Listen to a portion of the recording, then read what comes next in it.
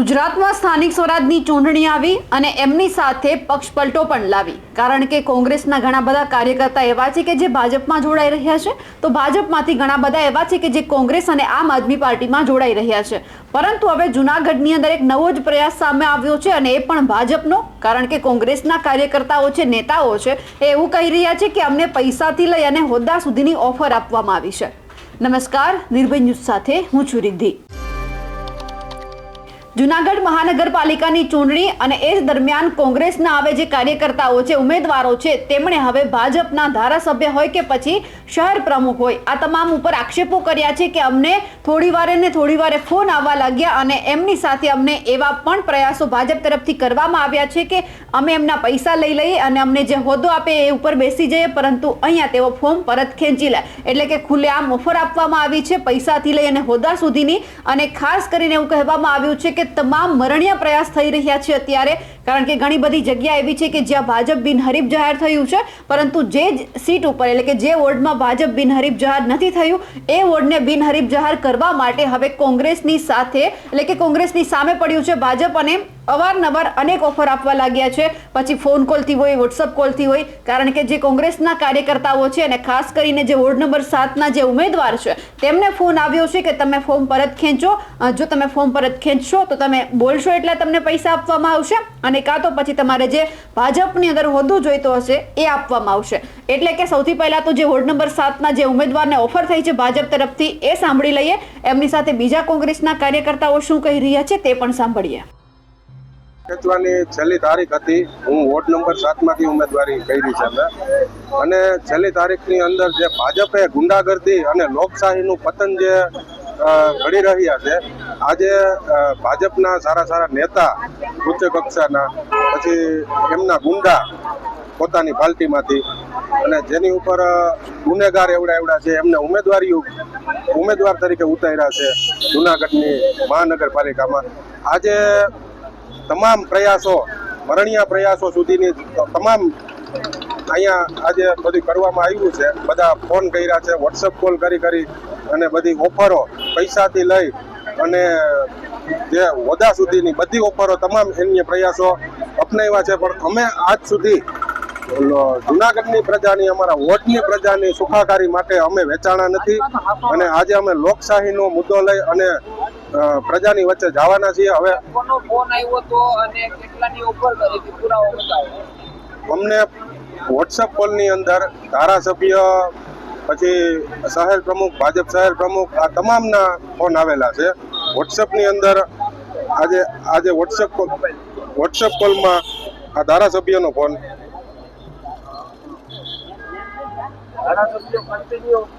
Continue phone એમના ચાલુ હતા.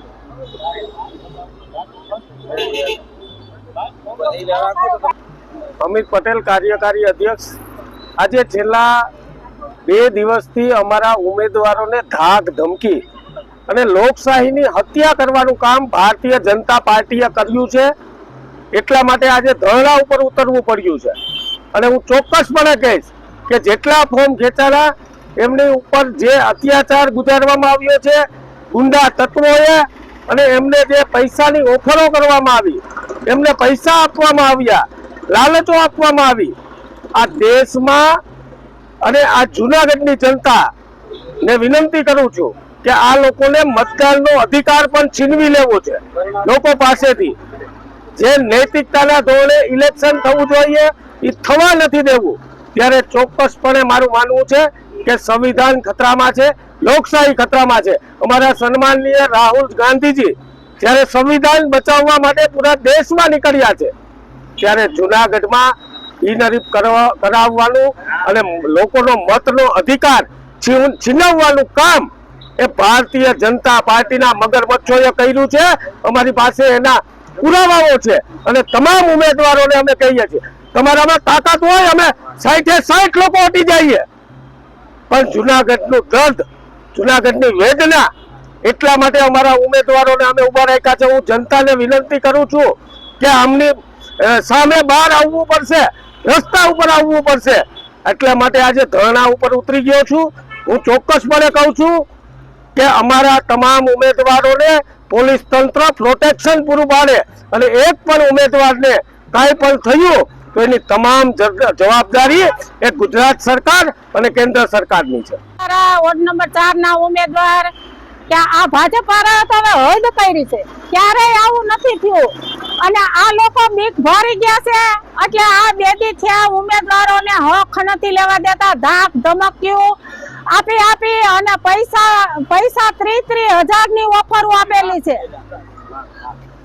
30 લાખની ઓફરો આપી અને લઈ જવાનું કરે છે. આ જુનાગઢની તેજુરીઓ ખાલી કરી અને આ ભ્રષ્ટાચારીઓ પોતે તો છે પણ હજી જે ઉમેદવારો ફોર્મ ભરેલા છે એને શીખવાડે છે કે અમારી વાયદે તમે ભ્રષ્ટાચારીઓ બની જાઓ. આ તે કઈ જાતની સરકાર છે? આ મોદીને ધ્યાન રાખવું જોઈએ. આ આબરૂ મોદીની જાય છે. આ જુનાગઢમાં કોઈ વિકાસ નથી થયો, ક્યાંય જયો કે એમ નથી. મત માંગવા પબ્લિક નારાજ છે એટલે એને આવા ધંધા ઉપાડ્યા છે. આવા ધંધા બંધ કરો, તમને પબ્લિક જાણી ગઈ છે. ગુંડાગીરી બંધ કરો. તમે જો પાણીયારા હો તો ઓકળા સાફ કરો.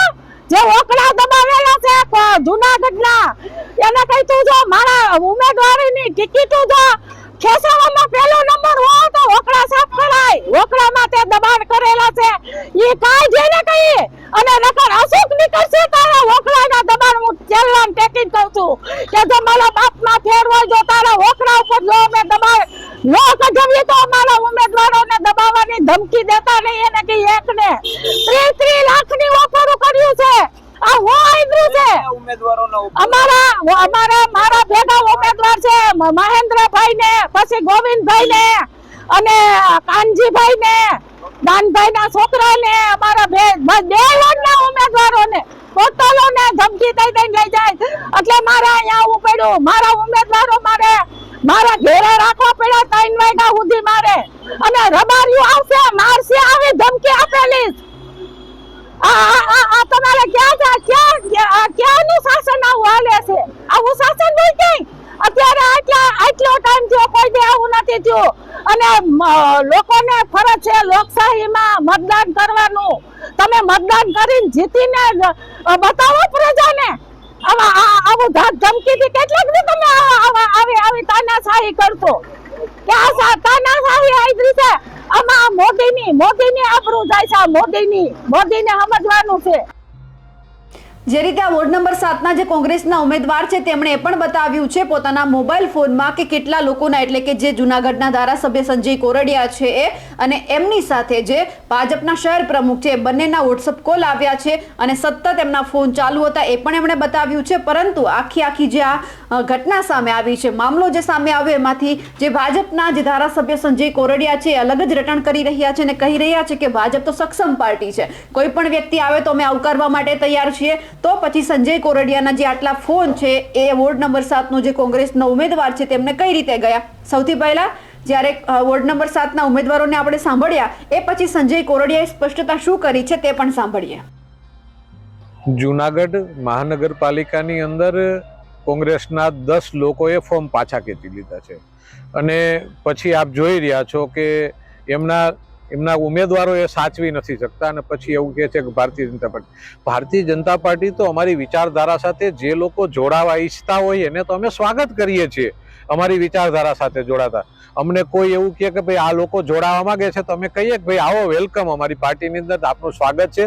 આ તો એક વિચારધારાથી વરેલી પાર્ટી છે, વિકાસથી વરેલી પાર્ટી છે. અમે તો બધા લોકોને આવકારી છીએ, આવે તો અમે કોઈને ના નથી પાડતા. અને જે લોકો વાતો કરે છે કે અમે પૈસા કીધું, એ 5 દિવસ પહેલા તમારા કાર્યાલયની અંદર તમારા કાર્યકરો ગાળાગાળી મારામારી કરે અને તમે પૈસાથી ટિકિટ વેચાતી આપો છો એ આક્ષેપ કરે છે. આ બધું તમારું જે ખેલો છે ને એ ખેલો જોઈને મૂંઝાઈ ગયા છે. અને પછી તમે એને ટિકિટ આપ્યા પછી મરવા મોકલી દો છે ને તો એકલા બિચાકડા મરવાના બીકે નથી આવતા. ભારતીય જનતા પાર્ટીના તો લાખો કાર્યકરો ચૂંટણી લડી રહ્યા છે. એ જોઈને એ કાર્યકરો નારાજ થઈને તમારી પાસે આજ તમે પ્રદર્શન કરવા બેઠા. તમારા 50 ઉમેદવારોમાંથી 10 ઉમેદવારો પણ નતા બેઠા, તમે 15 જણા નથી તમારી પાસે વિરોધ કરવા વાળા, તો તમે ચૂંટણી કઈ રીતે જીતશો? આ બધી ખેલો કરી અને આવા આક્ષેપો કરીને એની પાસે કંઈ છે નહીં. એટલે જુનાગઢની જનતા પણ ઓળખી ગઈ છે અને આખી દેશ તમને ઓળખે છે કે નરેન્દ્રભાઈના નેતૃત્વની અંદર ભારતીય જનતા પાર્ટીનો ભવ્ય વિજય થશે. ભૂપેન્દ્રભાઈની સરકાર ગુજરાતમાં કામ કરી છે અને CR પાટીલના નેતૃત્વ નીચે ગુજરાતનું સંગઠન કામ કર્યું છે ને આ સંગઠનની શક્તિ એ જ ભાજપની શક્તિ છે. વોટ્સઅપમાં કોલ બતાવે છે નંબર. કોલ તો બધાને આવતા હોય, કોલ તો હજારો લોકોને કર્યા હોય કે ભાઈ તમારે આવવું હોય તો અમારે ત્યાં આવી જાવ. એ તો અમે ગમે તેને કહીએ છીએ. કોઈ સમાજનો આગેવાન હોય, કોઈ સારો યુવાન કાર્યકર હોય, કોઈ કોંગ્રેસનો હોય, કોક આપનો હોય તો અમે કહીને કે ભાઈ તું સારો કાર્યકર ને વિચારધારા સાથે જોડાયો છો તો તું ભાજપમાં જોડાઈ જા. હાર છે તો પાછું મરી જશું કારણ વગરનું, એના કરતા આની એક સારી વિચારધારામાં જોડાઈ જાય. એવા તો કેટલા લોકોની સાથે વાત થતી હોય. તો ચૂંટણી હોય ત્યારે સમાજને જોડવાનું કામ, અલગ અલગ લોકોને જોડવાનું કામ તો પાર્ટીમાં થતું જ હોય છે. સંજય કોરડિયા એવું કહી રહ્યા છે કે અમે તો સક્ષમ છીએ અને એમની સાથે જે આપણે જુનાગઢની અંદર જોયું હતું કે ટિકિટ વહેંચવામાં આવે છે પૈસાથી, એટલે કે જેમને ટિકિટ જોઈતી હોય કોંગ્રેસની એ પૈસા આપી જાય. એ પણ મુદ્દો એમણે સ્પષ્ટ કર્યો છે કે કોંગ્રેસમાં તો આવા ડખા ચાલે છે, અમે તો સક્ષમ છીએ, અમારે શું જરૂર છે.